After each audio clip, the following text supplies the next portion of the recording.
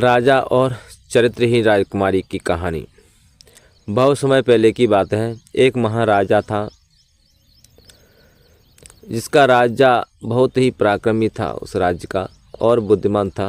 राजा के पास अथाह धन, वैभव और सम्मान था, लेकिन उसके जीवन में सबसे अधिक प्रिय उसकी एकमात्र संतान राजकुमारी सुलोचना थी।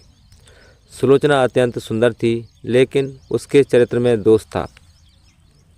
उसे अपनी सुंदरता और राजसी रुतबे का घमंड हो गया था और वह अपने ही राज्य के लोगों के साथ अहंकारपूर्ण व्यवहार करती थी।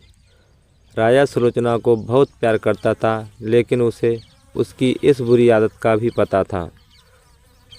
उसने कई बार सुलोचना को समझाने की कोशिश की कि किसी भी व्यक्ति का असली मूल्य उसके चरित्र से नहीं होता, न कि उसकी सुंदरता या शक्ति से। परंतु सुलोचना ने अपने पिता की बातों को कभी गंभीरता से नहीं लिया। सुलोचना ने अपने घमंड और चरित्रहीनता के कारण कई लोगों का दिल दुखाया। वह हमेशा अपने सेवकों को अपमानित करती और गरीबों का मजाक उड़ाती। वह यह समझने में असफल रही कि उसका यह व्यवहार उसके और उसके राज्य के भविष्य के लिए कितना हानिकारक हो सकता है। एक दिन राजा ने एक बड़ा उत्सव आयोजित किया, जिसमें आसपास के सभी राज्यों के राजा और उनके परिवारों को आमंत्रित किया गया। इस उत्सव का उद्देश्य था कि सुलोचना का विवाह एक अच्छे और समझदार राजकुमार के साथ कर दिया जाए, जो उसे सही मार्ग पर ले जा सके। उत्सव में कई राजकुमार आए, लेकिन सुलोचना ने सभी को अपने घमंड और कठोर व्यवहार से दूर कर दिया। वह किसी को भी अपने लायक नहीं समझती थी। वह बार बार राजकुमारों को अपमानित करती और उन्हें तुच्छ समझती।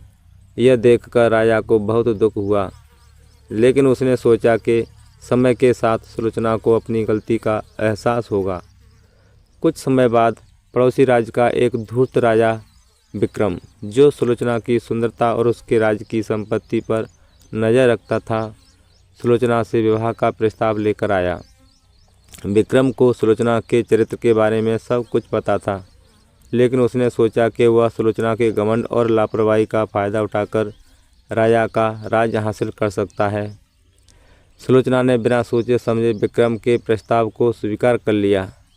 वह उसकी मीठी बातों में आ गई और उसे अपना सच्चा प्रेमी मान बैठी।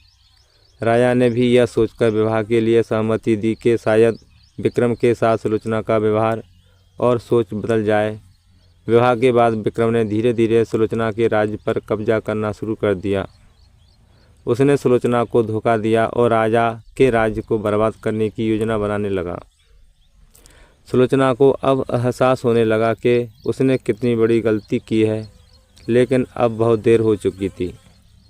विक्रम ने राजा को कैद कर लिया और सुलोचना को उसकी ही गलती का परिणाम भुगतना पड़ा। उसके घमंड और अहंकार ने उसे और उसके राज्य को बर्बादी की ओर धकेल दिया।